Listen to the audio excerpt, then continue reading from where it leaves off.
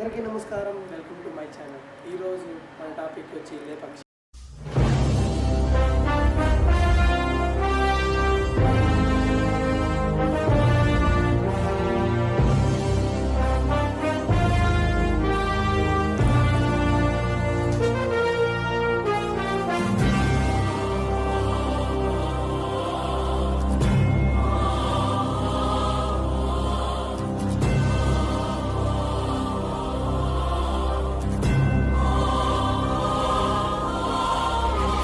పక్షి దేవాలయంకి స్వాగతం.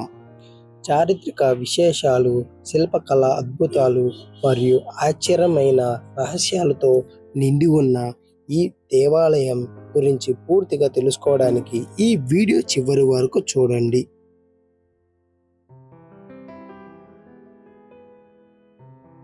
లేపక్షి దేవాలయం వీరభద్రస్వామి దేవాలయంగా కూడా ప్రసిద్ధి చెందింది. ఇది 16వ శతాబ్దంలో విజయనగర సామ్రాజ్యం కాలంలో నిర్మించబడింది. కానీ ఈ దేవాలయం ప్రత్యేకత ఏమిటంటే, లేపక్షి దేవాలయంలో అత్యంత ఆశ్చర్యమైన విశేషం తేలాడే స్తంభం. 70 స్తంభాలలో ఒకటి నేలను తాకకుండా ఉంటుంది.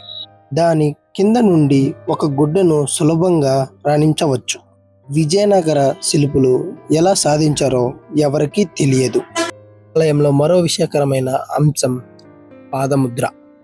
ఈ పెద్ద ముద్ర కొందరు సీతాదేవికి సంబంధించిందిగా నమ్ముతారు. విచిత్రంగా ఇది ఎప్పుడు తడిగానే ఉంటుంది, ఎందుకంటే నీరు అంతర్జ్ఞానంగా స్వయంగా అవుతూనే ఉంటుంది.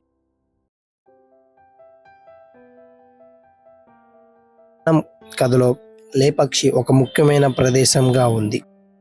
రావణుడు సీతను అపహరించినప్పుడు జటాయు రక్షించడానికి పోయాడు, కానీ గాయపడిన అతను ఎక్కడే పడిపోయాడు.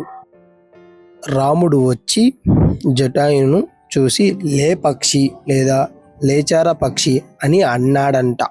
అలా ఈ శిథిరానికి లేపక్షి అనే పేరు వచ్చింది. లేపక్షి దేవాలయం నుండి 200 మీటర్ల దూరంలో దేశంలోని అతిపెద్ద ఏకశిల నంది విగ్రహం ఉంది. ఒకే గ్రానైట్ రాయిపై చెక్కబడిన ఈ నంది విగ్రహం ఆలయంలోని శివలింగానికి సమతూలంగా చూస్తుంది. ఇది ప్రాచీన శిల్పకళలో మరో అద్భుతం.